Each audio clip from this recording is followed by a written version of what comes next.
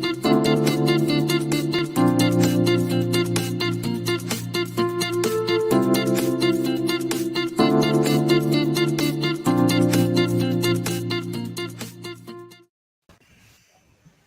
aboard, Shipmates.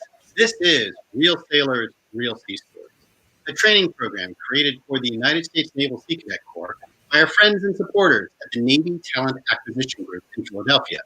I'm your host, Warrant Officer David Sheets from the Naval Sea Cadet Corps, and I am joined by my Navy support crew of MC1 Quinlan, who's our PAO, STG1 Lewison, who's our Technical Support Director, and also from the Naval Sea Cadet Corps, our Talent Scout, Ensign DePippo. Cadets, we have a really interesting program for you today. It's an area that we haven't covered before, and it's something that I'm sure you're going to find incredibly enlightening. It's all about being a Navy intelligence specialist. So let's find out more. Our presenter today is Petty Officer First Class Amanda Shears. She's out in Whidbey Island, so it's 5 o'clock here in the Eastern Seaboard. But it's what, 3 o'clock out there? 2. 2? See, my math skills are kind of questionable. So it's a good thing that I do this. So fantastic. Thank you for spending your afternoon with us. Cadets, I want to remind you, because of this format, if you have questions, and I hope you have plenty, we'll do our very best to answer them. So write them down within the comments section, either if you're looking at it from YouTube or if you're looking at it on the feed on Facebook. Get your questions in. I'll make sure that Petty Officer Shears gets them answered for you, and you'll get the information you're looking for. Also, remember, there's that online quiz. You want those 2 hours of virtual drill credit, don't you? So take that online quiz, get the satisfaction of reinforcing what we've talked about today, and feel good about yourself. So without any further delay, Petty Officer Shears, this ship is all yours. Good afternoon, everyone. As previously stated, I'm IS1 Amanda Shears. I'm an intelligence specialist first class. A little bit about me. I'm from Jacksonville, Florida, born and raised. My grandfathers were both in the Navy, which led my family to be stationed down there. So that's kind of how I was a Navy family. So that's kind of how I knew I kind of always wanted to be in the Navy. I've been in about 7.5 years now. So kind of family tradition. Did your family tell a lot of Navy stories, and that's just what got you motivated, or are you just surrounded by it and thought, well, it's what I need to do? I like the family aspect that was surrounding my family. Like all of our family were Navy friends, Navy people, the diversity, and the stories of just that camaraderie. And I've got to experience that now, being in 7.5 years, different locations. Fantastic. Thank you. Yeah, so why I joined, everyone's answers usually for college, higher benefits. I'm actually in grad school, all on the Navy's dime. The opportunity to travel. I haven't done too much traveling. I did a 7th Fleet deployment, so that's over where China is. So I was over in Japan, both in Misawa and Kadena, and then a little bit down in the Philippines at Clark Air Force Base. And then obviously at 19 years old, I was a college student. I didn't kind of know where I would go knew what I wanted to be when I grew up. So I joined the Navy and got that job trade benefits that I've directed towards my schooling for, and hopefully when I retire, we'll able to continue to do intel. So, you said you're working on grad, so you already have your bachelor's. So what's your bachelor's in? So my bachelor's is in cybersecurity, policy, and management, and I'm in grad school for Homeland Security intel studies. So that, totally applicable for what you're doing. Really cool. Absolutely. So how did that work out as far as attending classes and being active duty? Because a lot of our cadets are starting to make decisions in regards to what they want to do with their lives and forward. And we do talk about, going into the Navy and then getting the educational benefits. But from the practical side, what was it like for you to achieve some of your educational goals while actually serving? I think it just boils down to drive and accessibility. So at my first command, I had hours and I requested to go to school at nighttime when I didn't have duty or didn't have hours. So I went to some coding classes, but primarily a lot of my degree's been done online. In my deployments, I've never been to a ship, which is very odd being in the Navy for 7.5 years. I can live with that. So, live with that.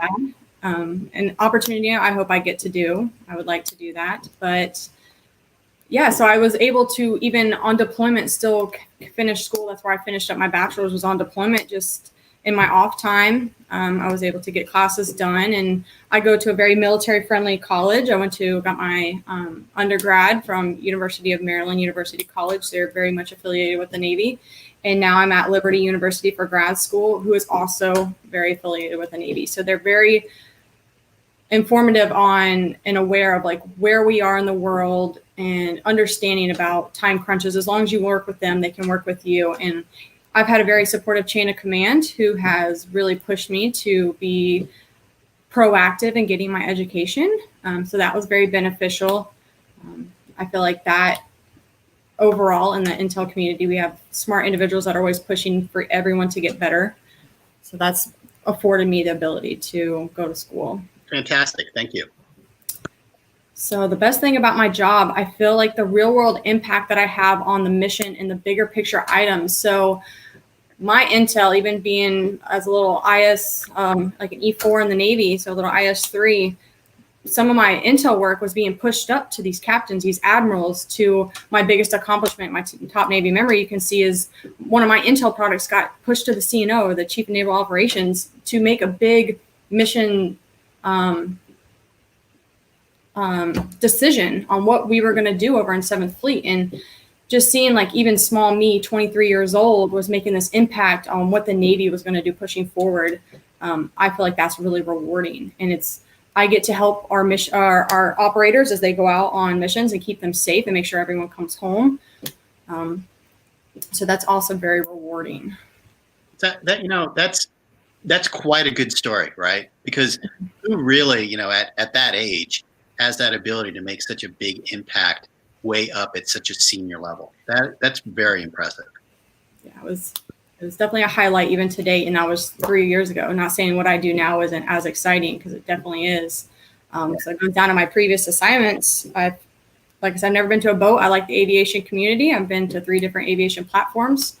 Starting off at VAW 120, I was an instructor for the E2 Delta Hawkeye pilots. So I taught them like their intel portion of what they, how they integrated intel into their missions when they went out flying. And then transiting after that, I was with VP 26, the P8 Squadron, giving those intel briefs, letting them know what the situational awareness picture is, where they were going in their operating area from their red forces, which are, we'll talk about it later, which are just your enemy forces, where their force layout is, where they're positioned, what their standoff is, which, going into what a standoff is just how far away we have to be so they can't attack us, in a layman's terms. Right. And then the P8 also does sub-hunting. So being out in 7th Fleet China, we dealt with hunting submarines for China and Russia, which are big key players for Navy assets. And then NAS Jacksonville, since I'm a woman, I had my daughter there, so I wasn't on a seagoing command, but I was a security manager there, and I did all like the base administration for like ATO, which is anti-terrorism officer stuff, and foreign travel. So I did all that. And then currently I'm at VAQ Wing PAC, working with the Growler Squadron, and I'm the training liaison for all the IW communities. So that's the ISs, the CTTs, and the CTRs. So when they go out either to the boat, having make sure they're prepared, or when they go out on expeditionary deployments. So a lot of preparation for presentations, a lot of training, all that type of stuff. That's your primary focus at this point? At this point, yes. A lot of briefing to senior leadership about where our training needs to go to throughout the flight line. Okay. So, back to your decision, to serve in particular for your rate. What attracted you to the IS rate? Because right now what you're talking about is pretty exciting, right? And it's some great stuff. But, when you were thinking about joining, what made this of interest to you? I had an awesome recruiter who really sat down and got the time to know me and knew that I was an analytical person and I like solving problems. So even with when my aircrew brought me a problem, I was like, yes, sir, I'm gonna fix it. And I'm gonna find out how we can keep everyone safe. And how my recruiter like lined that out for me was like, you give mission briefs, they go out, they do the mission, you debrief, and then what you do produces intel. and then that gets pushed out to help other people. And that's my big striving factor, is I like to help other people. Okay.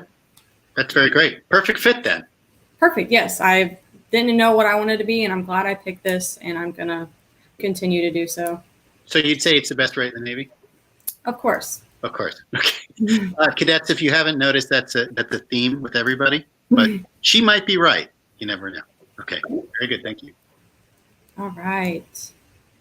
So this is breaking down what an IS does. ISs analyze information, particularly classified either at the GENSER or the secret level or the top secret level, about enemies or potential enemies, which is called intelligence, to determine its usefulness in military planning. They prepare materials that describe in detail features of strategic and tactical areas worldwide to provide timely and relevant intelligence. Keynoting on that timely and relevant. So if we're not reporting things like in near real time, then that's no good to no one. So we have to be on top of our game all the time. Once you see something, don't be that IS with a secret. That's kind of our motto. And you need to see something, tell somebody, get it out there, let everyone know. So we have different intel levels at the strategic, operational, and tactical level. So our intel drives operations. So what we give the war fighters, they can go out and make better decisions supporting Navy. And we also work with joint forces. Currently right now, we work with some Australians because they also fly the Growlers. And then we do a lot of coalition missions. I've done plenty of large joint exercises such as Valiant Shield out of Guam and some out of Scotland as well. So let's talk a little bit about your path to get to where you are right now. So clearly you went through recruit training at Great Lakes because that's where everybody goes, right? But then off to A school. Where's A school? In Dam Neck, Virginia. So you go through an A school pipeline. I think it's about 6 months long, and then you pick a C school, or at least I did. So first I went op intel. So I'm dual NEC now. So I was an op intel analyst, which means you track ships and give situational update briefs, tracking like where enemies are. Right. I'm also an imagery analyst, which means we have these big satellites in the sky that take photos of areas, and I'm the one that looks at them and deciphers what's in those, from different aircraft and new missile systems to just activity, troop movement, BDA, which is battle damage assessment. So if we go out and shoot ammunitions at something, it's like my call to say if we need a restrike or if the strike was successful or not, based on imagery. Okay, so how do they train you for this type of stuff in A school? I mean, let's be very generic here, but I mean, you walked into A school, now you've walked out with all these great skills. I mean, was it like feeding with a fire hose and this is what you need to know, or how do they kind of get your mindset around this? They really prep you. It's like a building block. So first you learn the basics. We're big briefers. So public speaking isn't for everybody. And it definitely wasn't for me. And I had to get good at it because I did like my job, and that can always be a little rocky. But from like almost day one, you're briefing, and because you need to be comfortable and you need to be confident in what you're talking about. So they just start you off with basic, we call them threat briefs. So they'll give you a platform and you build it on that. Right. And then they'll give you scenarios, and then you got to kind of, it's always like a building block of like one thing. And then at the end of the thing, they give you this long scenario and they say like, you're going to infiltrate here. And you have to go into explaining, we call it IPO.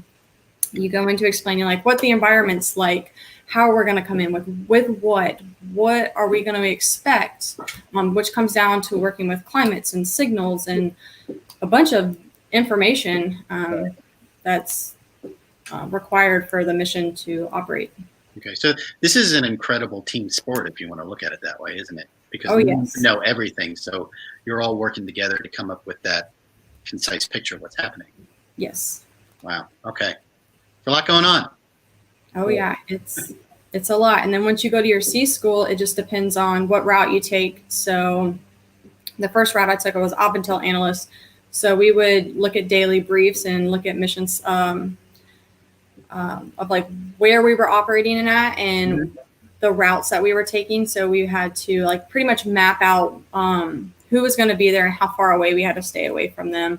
Sure. What we needed to expect, what the warfighters need to expect. And then when I went through imagery school, it was a lot of looking at photos and just getting that technical eye where your instructors showed you specifically what to look for and how this one thing could look like something else, but it's really not. And it's a pretty strenuous course. And you see it on the screen. We work in the dark because obviously computers are better seen when it's dark. So always in the dark.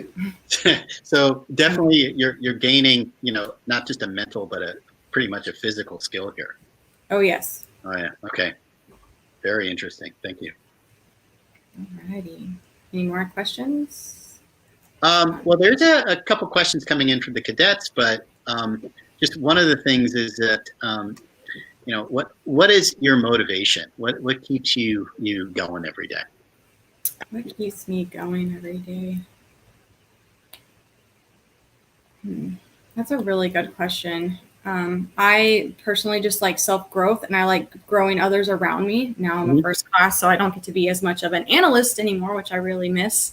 Right. So I get to really that mentorship piece for me now, being in almost 8 years and getting to, when your junior ISs get that aha moment, or they get something, or they accomplish. So like in the Navy, when you're growing in, you'll see like other people's accomplishments or your accomplishments when you're putting them out. So that's what's keeping me in. And the stability, I really do like what the Navy does. We do it well. We are really great analysts when it comes to like intel.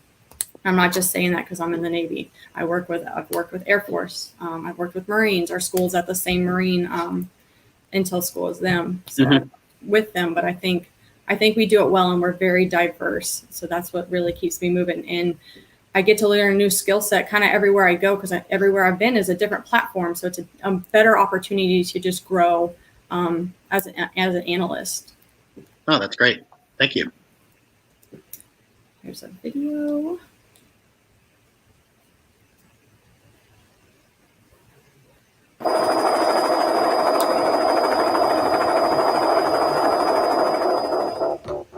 When you have an admiral asking you what your opinion is of the situation, and they're about to make a decision based off of that, you're the go-to person.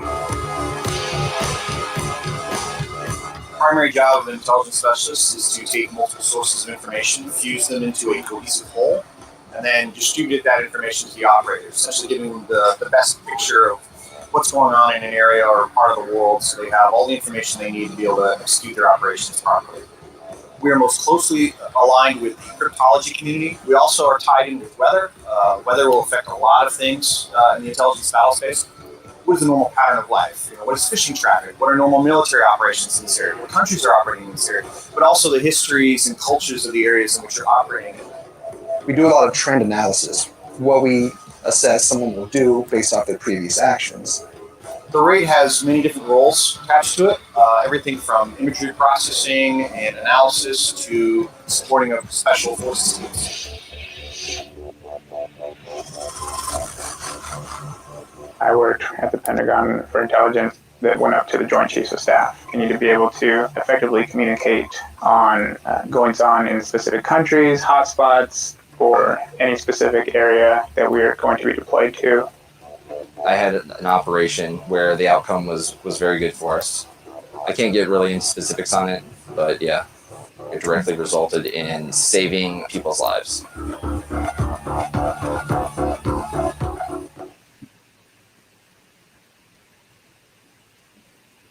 That was pretty cool. It is. Is that your normal day at work? Of course, always. One thing that we didn't get a lot of when I was out flying in the fleet was, the briefing, the intelligence about, say, the opposing force that we did get. But one thing that they did mention here has to do with the briefings in relationship to the host countries and cultures and acclimating for something like that. Is it something that you do or something that you're interested in? Yes, culture plays a big role. So over in the Middle East, Ramadan, if no one knows what that is, it's a religious aspect, and we can base our operations on other people's operations because we know that during religious times, most people don't operate. So we can kind of predict those pattern trends analysis like that video was talking about, just based on cultural norms. Okay. So yeah, well, I mean, I remember flying into some Asian countries, and although we were briefed tactically what was happening on, we were almost never oriented about the country that we were coming into, right? So Yeah. we would show up like a bunch of ugly Americans. We'd probably end up like ruining years and years of diplomatic relationships just by our mere presence or lack of couth. But it seems that the Navy does a really, really good job now in orienting not just the technical people, but all people, like when they're going to visit countries and things like that, of what the local population is like and how to interact with them in a successful and respectful way. Yes, that's also my job as an intel analyst, to gather that information. We call them in-chop country briefs, to give to the sailors before they visit a country, even if it's for an exercise work or just pulling into port, to let them know the customs and courtesies that's going on at that time. Just so we don't do what we've done in the past, going over there acting buffoonery. Yeah, buffoonery. And that's funny because you did mention that you spent some time in Kadena and Okinawa. Mm-hmm. So, yeah, I did a deployment there, and I think we probably set back relationships with Japan a little bit, but that's okay. Mm-hmm. But those types of things, in cadets, when Peter Shears is talking about it, and our other presenters are talking about it, is when people in the Navy go to other countries, they're briefed on what to expect there, from a population, because we want to be good citizens. We don't want to just show up and be that stereotypical ugly American when we go somewhere. So that's a huge benefit, and I'm glad that people like IS1 are doing that, because it helps diffuse a lot of situations when you're not starting from a bad position in the first place. Yeah. Very nice. Thank you. Thank you. All right. Going into what I do as an IS, kind of dug deep in it, but specifically I identify and producing intelligence from raw information. So I gather this information, and we use PowerPoint. They call us PowerPoint junkies, but it's an effective tool to display what you're trying to get across. So we take all that, we compile it, and we get that information. We provide it to the operators so they can go out and do a mission. So there are different types of intel out there. So it's not all classified. We can gather a lot of stuff from OSINT, or open source intelligence. You might not think about it, but what you post on Facebook, what you share on your Snapchat, countries can see it. And if we're looking at them, they're looking at us, and they can tell just where we're going, because one of our sailors decides they want to post like, oh, expect me here at this date, at this time, doing this. And so that goes under operational security OPSEC. So we really try to minimize that because they can gather a lot. We talked a little bit about imagery intelligence with our satellite systems, being able to collect imagery on different locations and read that out and do stuff. Can't really talk about.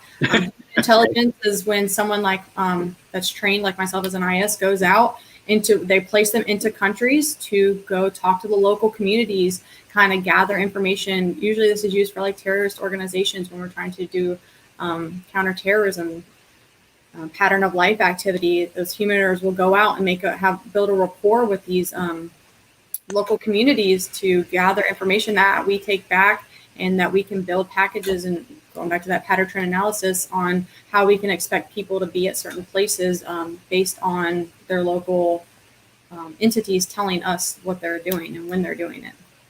And then you have signals intelligence, which is kind of like everything emits like a signal, and we can pick up on that signal and kind of like identify what system is there. Yeah, that's pretty much all I can really talk about with SIGINT stuff. And then we won't even go into MASINT, but those are your different types of intels. We build a lot of order of battle briefs, situational awareness, so they know like I said, what missile systems are there, what ships are there, what troops are there, what they can expect. Always tracking people. And we give them all their secret documents, stuff that they can take with them. Sometimes we can temporarily activate like SCIFs is where I work. It's a top secret facilities where we're at. So we can bring that information to them even in like remote areas. We had to do that in the Middle East. One of my debt sites, I wasn't actually there, but they had to like pop up a temporary secure space where they could do these classified briefings. And so like that's what ISs were in charge of, getting that information and making sure it's secure. You never want information to fall into the enemy's hand that can ruin a mission. Absolutely right. So, just to circle back on something that IS1 was talking about here a few seconds ago about this open source intelligence. Now, she's 100% right. I mean, there's so much information which is out there about people that we disclose. Thank you, Facebook and Snapchat and all those other sources. We do give presentations about this in the Sea Cadet Corps about the safe way to be using social media. Of course, I'm not going to hound you on that right now, but anything you put out there, it's in the public domain, right? And it can be used for a variety of reasons, either good or bad. And one of the things to bring to your attention is, both of my children are, one's a college graduate already and the other one is in college. But one of the things that a lot of the admissions offices do now in college is that they take a look at they hire other students to take a look at the submitters for applications, their online media profile, right? So, you really need to think about what you're posting and what you're putting out there. And is it appropriate? Because it will come back and bite you, right? And anything that you think is nice and simple and no one's ever going to see it, well, just wait for you until you run for public office in 35 years. It'll show up. So keep that in mind. So, IS1 is 100% dead on in relationship to anything you put out there can be used. So, think about it before you hit that OK button. Yeah. All right, I'm done preaching now.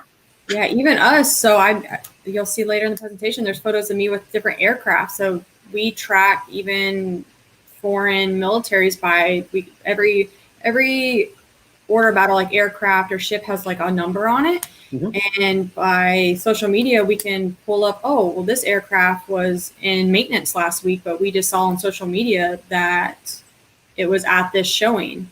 So even if we haven't seen any other indicators of something happening, we can see it on social media just by a certain number. If someone's taking like a selfie next to a piece of equipment. All right. So don't get paranoid, but watch yourself. Yeah. Very cool. Thank you. Oh, just some photos of me. So what's going on here? Because you and I talked about this before the show. So in that bottom left picture, you're sitting in my old chair on the P3. It was an awesome feeling, right? When you felt in there, it was like it was like just one step closer to heaven, right? Oh, it felt very old timey and nostalgic, but we'll go with yours. Okay. So it was nice talking to you. No, anyway. So how did that come about? Because I'm really interested. So like I said, I checked on board at BP26. They had just finished their last final P3 deployment, and they were introducing their first brand new P8, and they kind of did this side-by-side photo, and you got to be able to tour the P3 for the last time before they retired that one. So I got to go in and then go also tour the P8. So it was like pretty cool, and I like taking photos even in cool aircraft. Very nice. So what's going on in the upper left? Walk us through some of your pictures. They look great. So the top left photo, that's MCPON Stevens. Back in 2014, I went to this all women's convention, which, no offense, guys, like us women like to go crazy and get together and empower each other. It's kind of a good community. Y'all have your own community too, trust me. But this was female admirals coming out. Force Master Chief Beldo came out, and she just rocked it. And you just got to learn a lot of mentorship for females in the Navy, and how like we've come such a far way. We still are coming a far way, a long way, not far away. So long way, and like what we can do, and we're seeing more equally in the fleet. Like there's not as much discrimination. I mean, there still is, but just having that mentorship of how to be a strong leader as a woman and how to come up in a male-dominated field. That was a really great experience. That brings up a really interesting point. Is just based upon a lot of the the conversations which is going on now, in relationship to experience and discrimination and things like that. Every organization has some growing pains, no problem. I mean, I understand that. I think we all get that. But to your point, going into the IS field, what is, the demographics there, and did you find any challenges just because of gender in relationship to pursuing this rate? I have not. I've had great female chiefs, great female first classes, and other junior leaders, and I personally haven't felt it. In the intel community, I think there's a good mix. Mm-hmm. It's a very respectable community that is very empowering in general, in my personal opinion. You can probably see from this photo, this was my second C school class in the top right. That's a great mix of females and males. That's a good representation of, there's a couple fleet returnees in there and people straight from boot camp going through the pipeline, and you can just see a diverse mix. Right. Of personnel. So I think as a community, the intel community, or the IW, which is any information warfare community, is pretty diverse. Oh, that's fantastic. Female. That's good. And I think you can see my mouth. So this photo where I'm in my PT gear, that actually was when on my 2017 deployment, I got to hike Iwo Jima, which is not something everyone in the Navy gets to do. We're not really, so we're allowed to go there and hike it because of the significant value of it, but we're not allowed to talk to anybody there, and it was really hot. So, yeah, okay. I can see that's Mount Suribachi way in the background, right? Mm-hmm, it is. All right. So, yeah, the Battle at Iwo Jima, that is a really big deal that you got to do that. It was an incredible experience. We took the beach route. If anyone is listening and they have done the beach route, it was very hard. So that goes into what intel does. They didn't have the right intel to give these people. The beach is very soft. So these Marines that were coming on, we got to experience just how soft and hard it was to get on that beach. And then Mount Suribachi in the background, and that's where the Japanese were. And they just had a good vantage point over us because of that mountain. Yeah. And a lot of history. It was very rewarding to get to hike that. Did you get to go up on Mount Suribachi? We did. Wow. So, cadets, those of you who aren't overly familiar with the history here, that iconic photograph, which ends up being a huge statue in DC of the Marines hoisting the flag, you've had to have seen it. That was there on Mount Suribachi. So that is like sacred ground for the United States Marine Corps, and quite an event happened there. It was. So this photo was actually with a TAD stint that I went on. I didn't really speak about it because it's not intel related, but I took 6 months out of being an IS, and I went and did something remarkable, and I did honor guard. So I attended funerals for families of veterans or retirees, and just got to show like one last farewell from the Navy to their families. And that was very rewarding to get to do that final call for them. Very sad, but also very rewarding. I got to do a lot of retirements and change of commands as well with honor guard. I'm a big Navy tradition person, so I like going to change of commands and just having that Navy heritage. So being able to be a part of that was quite incredible as well. So where did that fall in with your career timeline? I was very junior. I just was an IS-3. It was my first command. I went to shore duty first, which is very bizarre. A lot of people go straight to sea. Mm-hmm. I wasn't very happy about it, but it's okay. It obviously led me to where I'm at. But it was at the end of that stint. I just requested my CMC. I saw the orders pop in message traffic, and I just applied to go, and they let me go at the end. My turnover person had already gotten there, and I did my turnover, so they kind of didn't need me. So it was a great opportunity for me to kind of represent the command with the honor guard and just represent the Navy for these families that are mourning their loved ones and just give back. What was training like for that?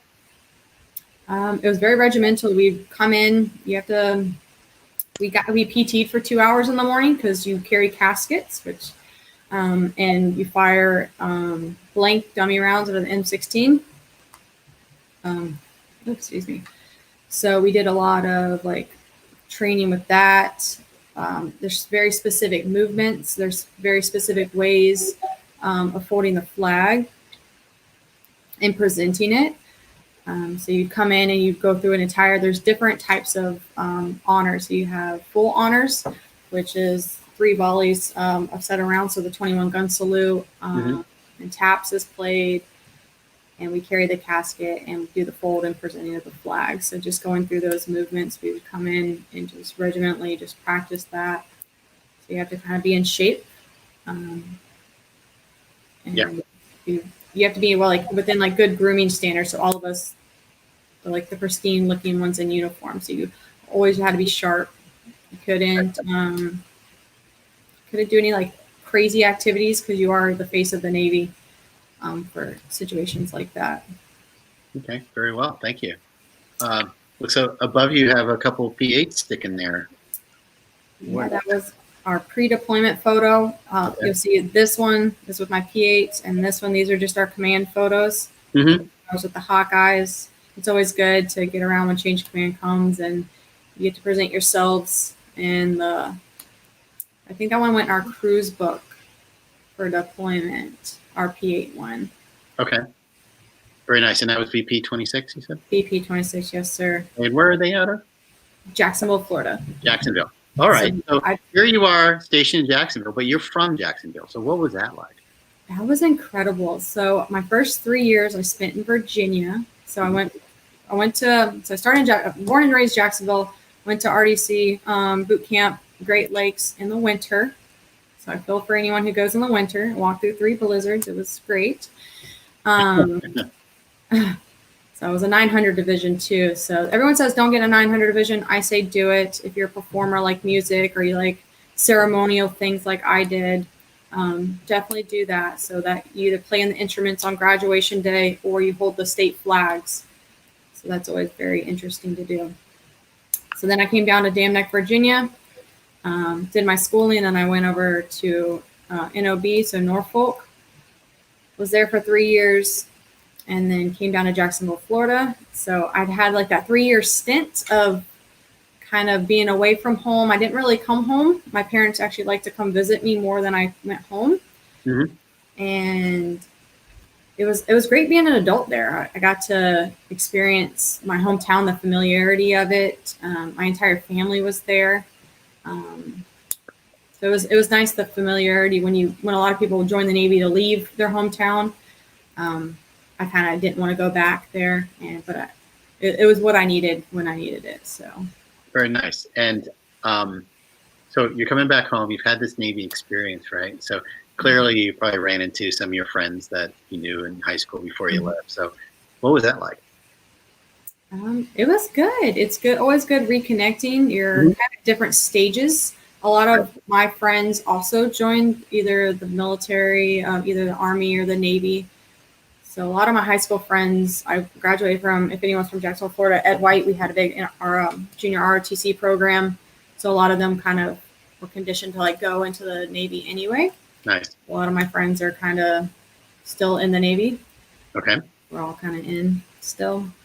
Oh, good. So you can swap sea stories with over a few. Sea experiences, yes, sir. Sea experience. Okay, fair enough. All right. So who's this little one on the bottom right? That's my daughter. That was my re-enlistment. It's just now my life has taken a whole different shape. So I have a 2.5-year-old, and she was 6 months old, and I got to re-enlist, and she got to be a part of it. And I pushed my re-enlistment so she could be there.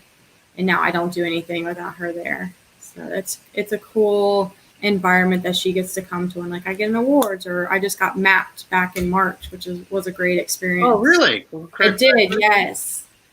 So for y'all Sea Cadets, I don't know what that is. Usually we take advancement exams to rank up to the next position. My chain of command felt that I was doing outstanding, and they notoriously advanced me to first class, which is kind of an exciting feeling. It was kind of a very funny story. I went down to take my exam. And my chief came up. He's like, your profile sheet's wrong. And I was like, what do you mean? He's like, I'll go fix it. And then our CO or our Commodore walks in. He's like, IS2, come here. I come out. And he's like, you're not authorized to take the exam, and rips my profile sheet up. He's like, because I'm promoting you right now. And it was amazing. That was incredible. So, there was a few moments in there of you totally freaking out and yeah, like what that stuff that I thought I got away with. Okay. Oh, that is awesome. Yeah. Fantastic. Congratulations. It's been an incredible journey. Definitely the best decision I've ever made, joining the Navy. I think that's what most people will say. And I don't think we're just saying that. I think we all truly mean it. I have family all over the world now. I have people that I can go to all over the world. Like I said at the beginning, it's a community that I kind of grew up around, and now I get to experience it. And now my own kid's going to get to grow up around. Oh, great. And of course, she's going to join the Navy too, right? I hope so. You never know. You never know. Yes. That'd be cool. That would be nice. So I have some questions from the cadets, if you don't mind. Of course. Okay. So, one a really nice question is, what encouragement or advice would you give for anyone who's considering joining the Navy in the near future? Really do what's best for you and make yourself informed.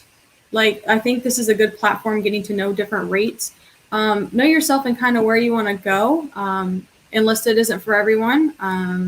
There are officers out there. If that's a route you want to take and you want to go to college first, just make sure you're informed of what you want to do, and get informed with the rate. It's not that, I'm not going to say it's not that hard, but I would just reach out to recruiters and different people in the Navy. Y'all are in a good platform to reach out to people, and see what kind of job you want to do, see what sparks your interest, and just dig and find what the Navy can do for you and the opportunities that it can give, and make sure you're doing it for the right reasons. Excellent answer. And you're right. So much of that information is first available online anyway, right? But you can't really forego actually having that conversation, right, with a recruiter or with someone that has that experience to get really what it's like. Because you make it focused on one thing. But to your point, when you were talking to a recruiter and talking about your problem solving skills and what you'd be interested in, right? Kind of steered you in a direction that you may or may not have been thinking about. So it's a good resource. Incredible, yeah. Did you ever feel scared about joining the Navy? This is a great question from another one of our cadets. And if you did or you did not, what did you make sure to make sure that you were confident that you'd be successful when you're doing this?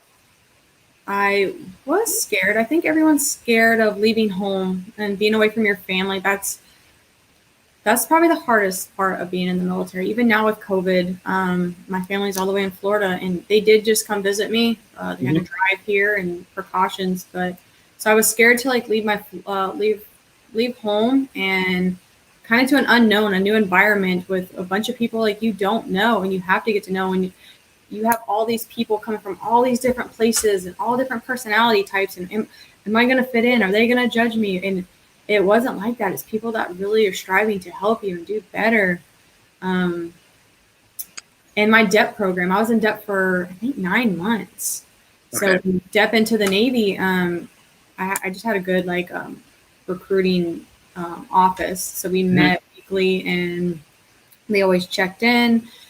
So I think they really prepared us with, y'all already, from what I understand, have a good general orders, an outline of Navy rank structure. So they kind of are preparing you for that. So in depth, so y'all are kind of a step ahead. And be open-minded. I think that's a big thing, is just making sure I was always open-minded and being willing to be able to be coached and mentored and find a good mentor. And I did that at my first command, and then she's still my mentor, one of my mentors to this day. Oh, that's fantastic. So what type of advice would you give, for someone who's kind of on the fence, doesn't really know what they want to do in life? Because there's multiple paths anybody could take, right? So your experience was, and it seems to be working out just great, especially that little kid on the bottom right there. So, what kind of advice would you give somebody who doesn't really know what they want to do? I feel like you can't go wrong. You're going to get a trade set. You're going to get college benefits. You're going to get a family of people behind you supporting you. Like, I don't want to be like, join the Navy, but just look at the benefits of joining the Navy. And like I said, it's not for everybody, but the education alone from your GI Bill, just doing 4 years in the Navy it's not going to set you back. You're going to get a trade skill. You're going to get that college no matter what, as long as you don't get in trouble. We don't like to think negatively. So, but that will pay for itself. You're going to get to see things. Yeah, the work is going to be hard no matter what job you do. I've worked 16, 20-hour days, and no one likes to hear that, but it's so rewarding. What you're doing it means something. You're protecting everyone back home. You are part of the less than 1% of people that join the military if you do it. And that's something like you always get to say, even if you only do your 4 years enlistment. Right.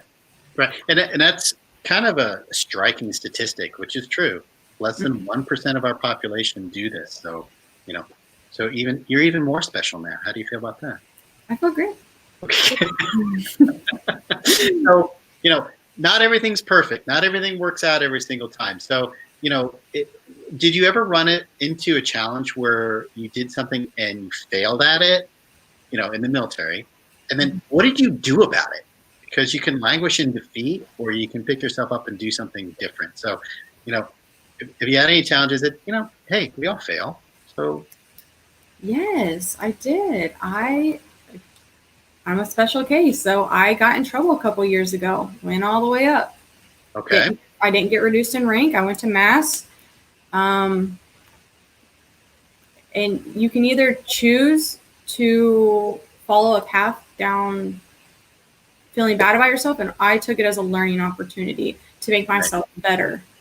Right. And it showed. And like I said, 3 years after that exact 2.5 years after that exact scenario, I got mapped to first. So I didn't let one hiccup slow me down. You can't do that. You got to keep pushing forward. That day it happened. You have to learn from it and just push forward and carry on. And and don't let that setback make you think that that's all you are now, because I wasn't all that one scenario. I recovered, and everyone can. If I can do it, anyone can do it. And that's a great thing to say, is that, we all have ended up doing something that maybe wasn't the best, or some sort of problem. And sometimes nobody notices, or unfortunately somebody notices, and then there's an issue. But, when you were going through that, how was your support structure? Did people try to help you and mentor you to do something better or make different decisions, or were you kind of left on your own? No, I've thankfully in the 8 years I've had great chain of commands. I've had people that are always supporting you, and they're just like, don't let this define you. This isn't you. This is just a blemish. You're not a broken asset. You will come back from this. And just having that support, I believed in them. Even at a time when I didn't want to believe it, like I had people supporting me saying, no, you will turn around from this. You will be better than this. And it's proven fact. So. And that's so much different than cadets. If you think about, if something doesn't work out, or you make a mistake in, say, in high school, and you feel ostracized, there's a huge difference between being in that environment and then being in this, the Navy community that we're talking about. That whole word shipmate may sound contrived, but it actually does mean something, right? Because we are looking out for each other. So as long as you're trying your best, and other people can count on you, and if there was an issue that you move forward with it, you're still part of that mission and part of that team. So it's really important to know that, okay, I can get over this, and people are there to support you. So I'm glad you shared that with us, IS1. Sometimes it's not the most easiest thing to talk about. It is, and it's just standing by those core values of honor, courage, commitment, just being loyal, being trustworthy, even if you do mess up. Like we're all human, and we all understand that, but acknowledging that you mess up and then wanting to do better forward, you're gonna get places. Great. Sure. Absolutely. And cadets, you're having some really good questions here, so I appreciate it. Trying to get them to move forward, so that's all great. Back to the immediacy. So our cadets are, looking to conclude high school and then make decisions.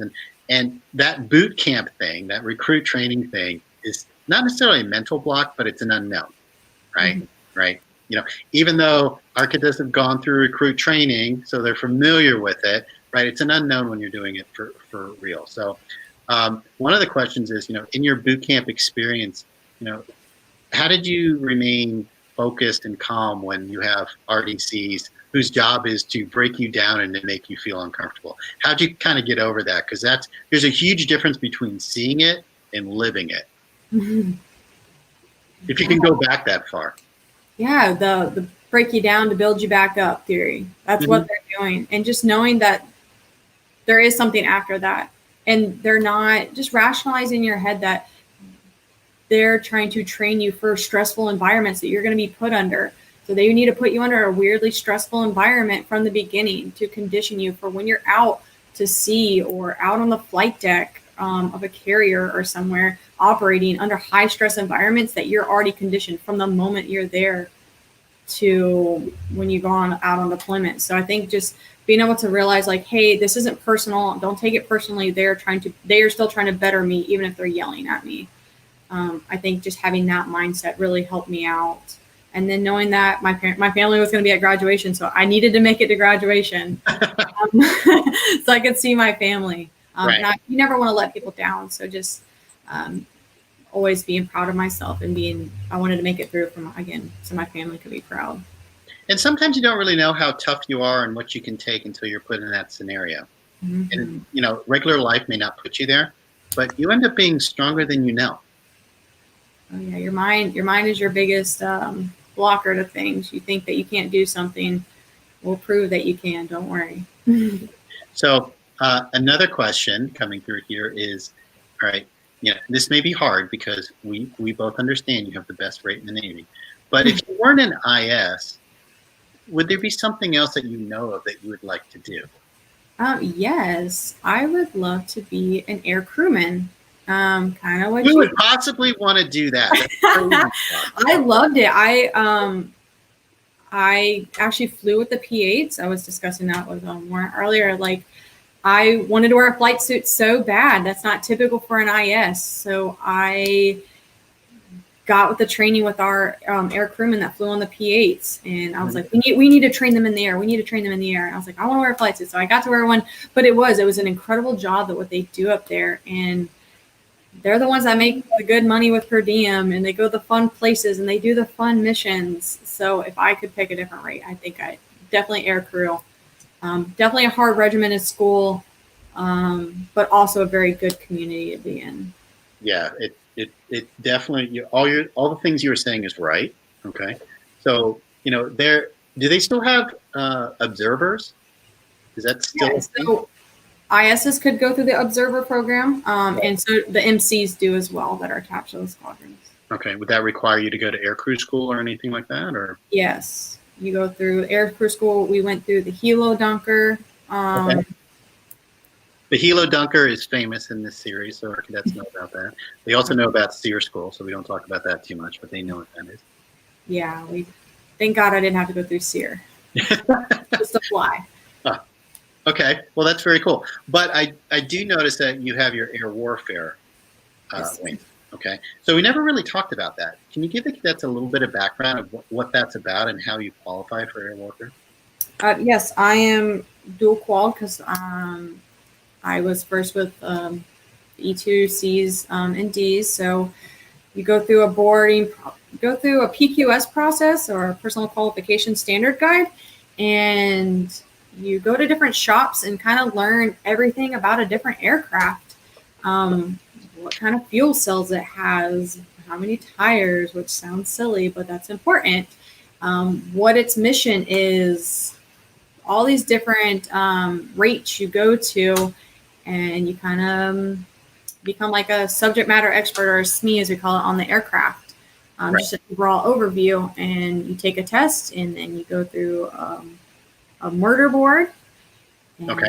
Then you go through a regular board, and then you're qualified. So then when you go to a different platform, so which I got mine on E2s, C2s, Then when I checked into P8s, I had to requal. So then I got to learn an entire new platform. So learning everything what the P8 did and its fundamentals and where everything was on the aircraft, just getting familiar with it. Right. The requal process is a lot easier. You don't have to do another board. You just take an exam.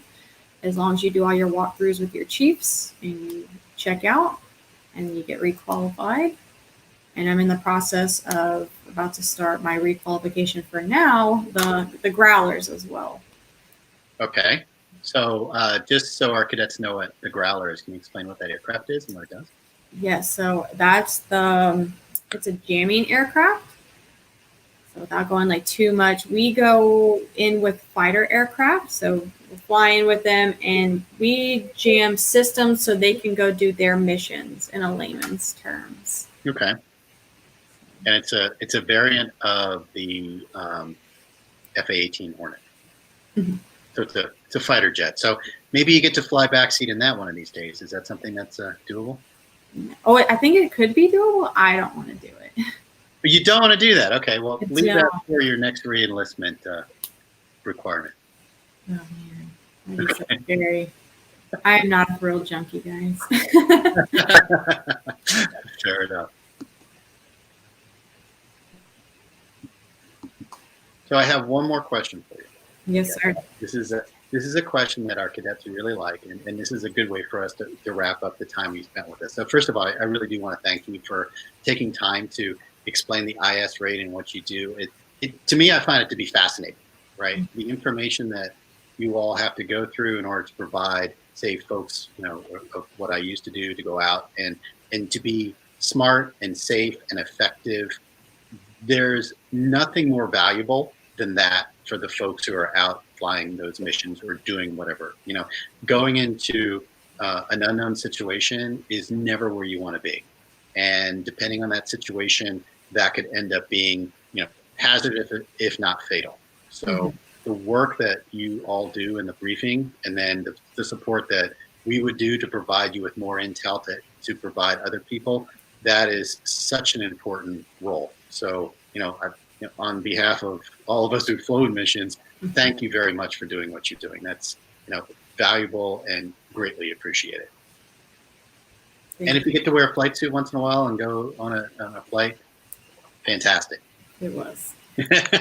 So the question that our cadets like to ask, all right, and this is our final wrap up. So I'll give you a few moments to think about this, but it's really important. Okay. So if you were to describe the Navy in only one word, just one word, what would that word be and why? Oh, man. I don't have any background music here. I can't help you out there. But you only have one word.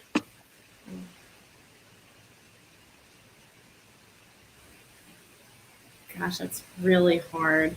I know, right?